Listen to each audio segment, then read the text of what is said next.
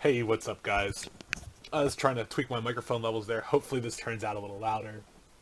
Sometimes I'm just naturally loud, so maybe that's why it comes off how it is. I'm gonna try to do something whenever I do the trend, because the other thing it might be too is whenever I go, like, I record it raw, and then whenever I break it down to a smaller level so it uploads easy onto YouTube, because I have really bad upload speeds. Like, it takes me anywhere from like 20 minutes to like an hour and a half, 2 hours to upload videos. That's why I just stopped playing games in the background, because those file sizes are so much bigger. Like, it takes me the better part of the night to upload a video. So like, I get one video a day and that's it. But if I do it this way, I can get more videos out faster and they don't take all day to upload. But like I said, that might be what's affecting the audio quality.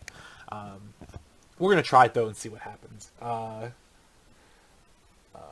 Quick recap of basically what I said about the whole thing with women, and like Kari saying that like a football player. Like, I saw what the guy did, and yeah, it's like, on the one hand it was definitely pretty crappy, but like, it seemed like it was more insulting than malicious, I guess, is just the way it came off. Like, you can usually tell when like someone's like looking to hurt you, like, and like I said, I'm not saying it was what he did is acceptable or anything like that, but like, even I think he even like kicked her when he's down, like, but he didn't do like one of those soccer kicks where you're looking to break someone's ribs. He did it to disrespect her, and so I'm guessing like that there was something in words that brought him to that point, which brings me back to what Sean was saying. I think the comedian was Bill Burr, was the comedian that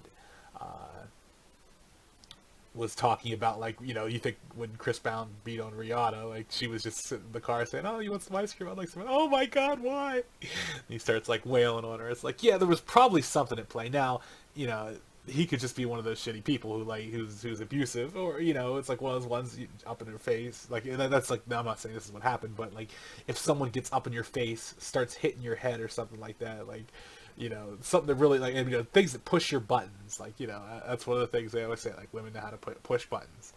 uh there was even a comedian, I think Bill Burr even expanded on that thing. He said, like, he was in a fight with one of his girlfriends at some point, and the the thing that upset him the most was she basically punched him in the ear, and as opposed to putting up her guard or anything like that, like, you know how much it sucks to get hit in the side of the head in the ear like that, snowball or otherwise. He said the thing that upset me most was that she didn't like put up her like a defensive stance or anything like that. Like, she didn't like put her hands up like she was gonna get hit back. She just looked at him like, what are you gonna do? And I think that's a part of the culture where it's like, uh, a lot of, well, and like I said, obviously not all, because like there are dudes out there that hit women, and they're terrible for it. But like, on the flip side, like, there's women that know they're not going to get hit because there's that thing that's on there. So it's like they'll do stuff, and then it's like, stuff that you would do as a man. If you try to do something to another guy, like, you recognize there's a line you cross that's going to get you hit, and yeah, if you cross it, you expect to catch some hands over it.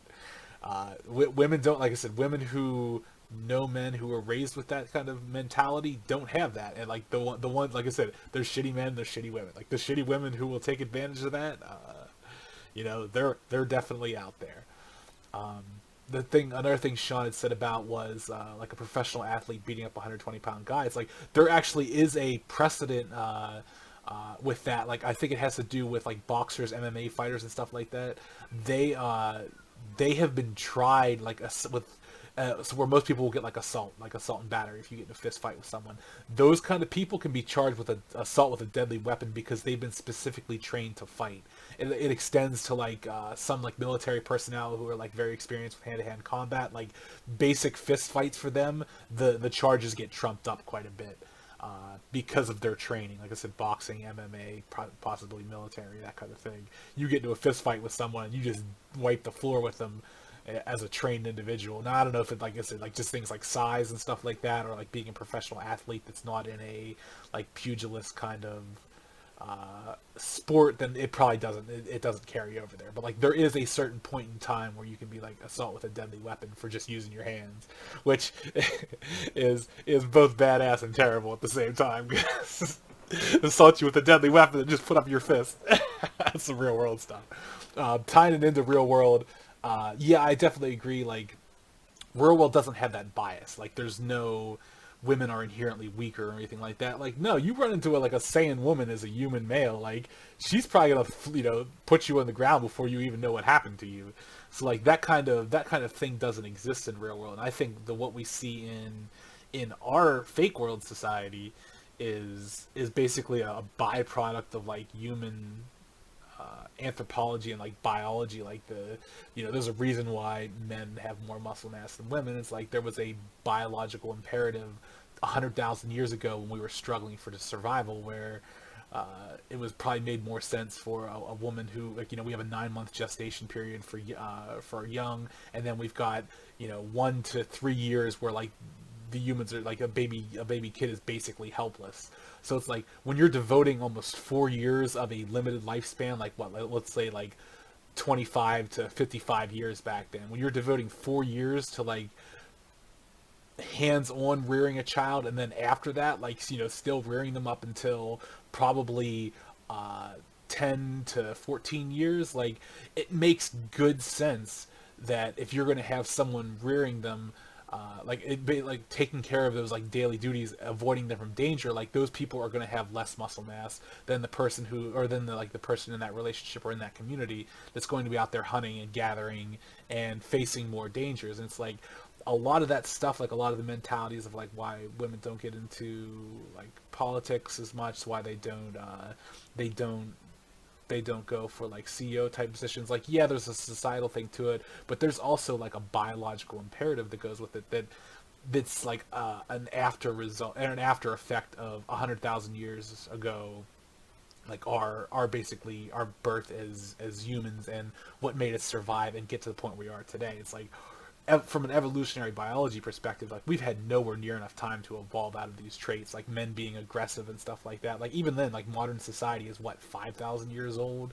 Uh, that's being generous. Like that's like Asian and stuff like that. Like you look back to the Middle East, Rome, stuff like that. Like 2,000 years ago. Like that's a drop in the bucket compared to like evolutionary biology, and like even then, like especially like look at the last 2 to 500 years, like the advances we've made culturally, like as far as like perspectives of gender and race and things like that. Like we've come a long way, but like we're still like a drop in the bucket when it comes to the time of tens of thousands, if not hundreds of thousands of years of us acting a certain way, and then those people who act that way, uh, ensuring the survival, not just the survival, but the I want to say the excellence of, but like kind of like our race rising to the top, like where we basically have conquered this planet in some way or another.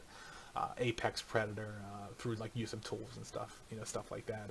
Domestication of wolves to dogs to like, and like there's a lot of interesting stuff that shows that we've actually given up a lot of our senses, like our keen senses that we had at some point, because we did bring like dogs into our family pack. Like they basically made up that hunter's instinct that allowed us to pursue other things. But yeah, like there's a whole thing with anthropology. I love the subject of anthropology, so I'm probably getting off a topic here a little bit. I can talk about it for hours. But yeah, like there's a lot of reasons why, like I said, why you see men committing more crimes, why they're more aggressive and stuff like that. It's like it's evolutionary biology hasn't got a chance to catch up with current culture, and like that's where a lot of it lies. Now, like you can say like, oh yeah, we're smart enough to know better. It's like, yeah, we are, and that's still objectively true. But like there's still probably a voice in the back of your head, or like that lizard brain kind of thing people talk about, like that basic primal type instinct that is telling you to do one thing as opposed to what like society might be telling you. And most people ignore it, but like whenever you, like I said, with the hitting women thing, it's like you get the right buttons pushed and everything like that, you turn off that logically thinking part of your brain, and someone's up in your face hitting you, stuff like that. It's like, yeah, maybe you don't want us I got the phone here. Someone can pick it up. This is my uncle.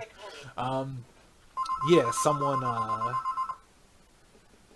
someone gets up in your face, pushes the right button, says the wrong things. You turn off that culturally thinking part of your brain, and you go into that like more primitive primal mode, and that's when you throw some hands or something like that, or you know, like I said, maybe that's what happened with the guy who hit the girl. And like I said, I'm not saying like the football player. I'm not saying like that is what happened. It's just a potential of what happened. It doesn't excuse it or anything like that.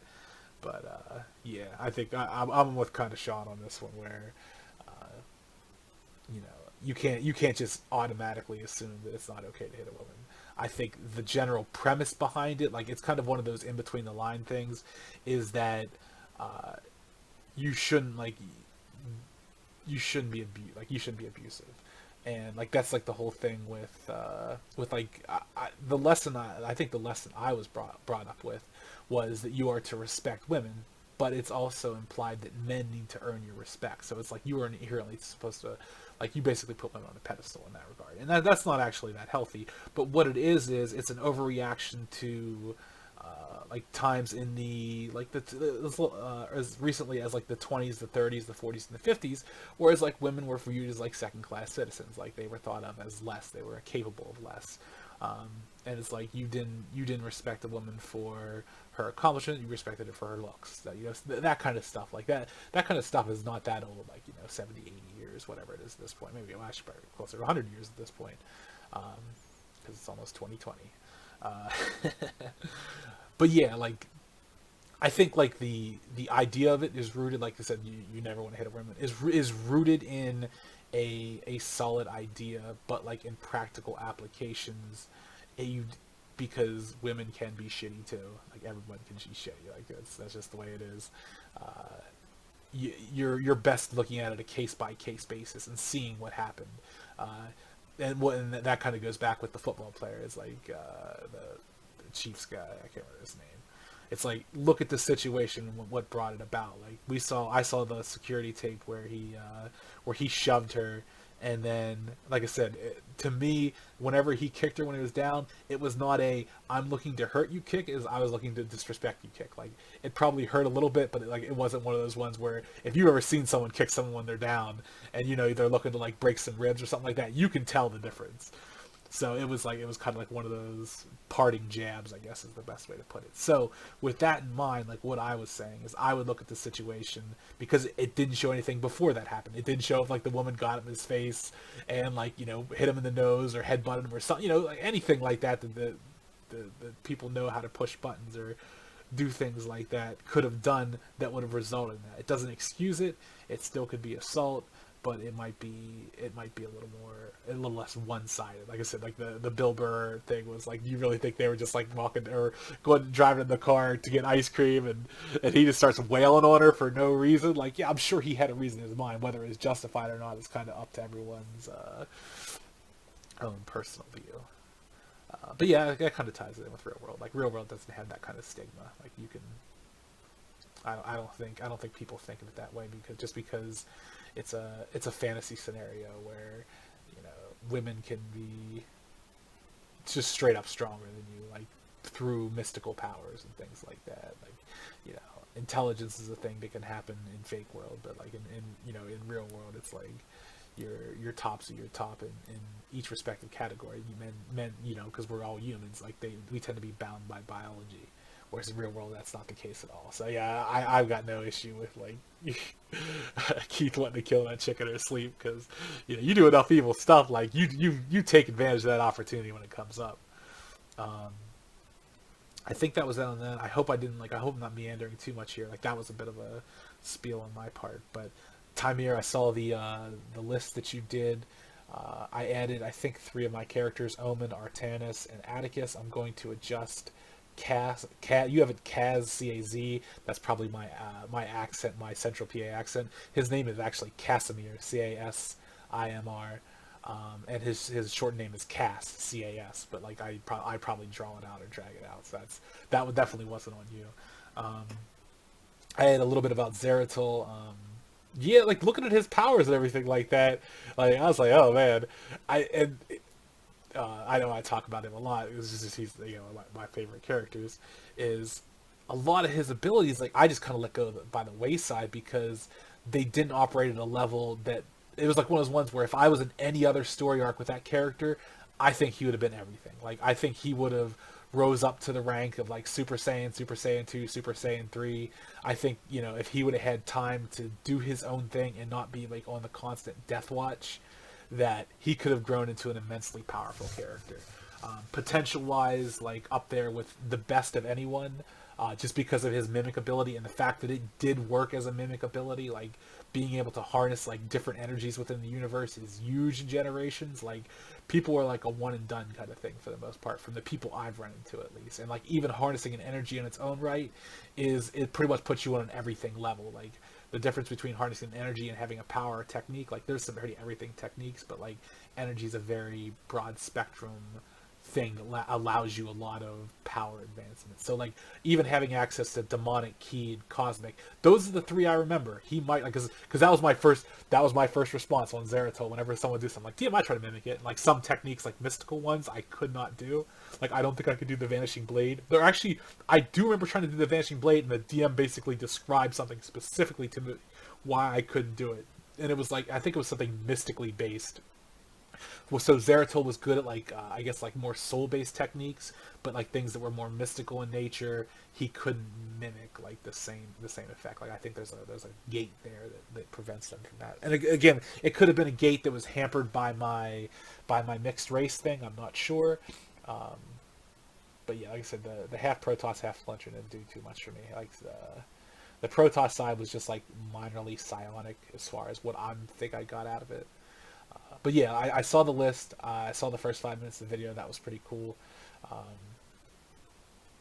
Yeah, Zeratul had the potential to be up there, but it's just he was being put in that very specific scenario. I think really skewed things and kind of held him back in a way from what he could have been if he would have taken a different path. And which, like I said, that's just the way things are. Yeah, I was gonna start filling in some other stuff there. I was thinking, Tamir, the one character you were talking about, the Kryptonian with the lantern ring was Jay. Jay is the Diet Coke version of Keith when it comes to making powerful real world characters. He's no slouch, but he's no Keith. So, but yeah, that character was everything. Like, that character was a canon that you did not want to tangle with if you didn't have to. He wasn't like, I don't think, and I'm not saying disparaging Jay. Like, Jay was a solid player, but like, he wasn't a amazing player. Whereas I think like some of the people in the triumvirate in this chat definitely kind of step up their RP game over what Jay did. Like, Jay was, and like, Jay made good characters and everything like that, but like, I don't think he utilized them to their fullest extent. Just a little info to drop on that. Yeah, I think that was it. We'll probably call it there before I make this any longer. So hopefully that catches up on.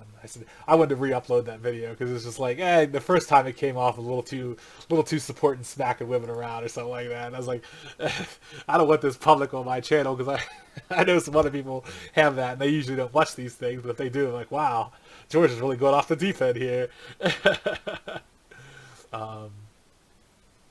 Yeah, okay, and so I saw in the message there, Korea addressed that Kaz is someone else and Kaz is my character, so that kind of solves that. Alright, we'll cut out there.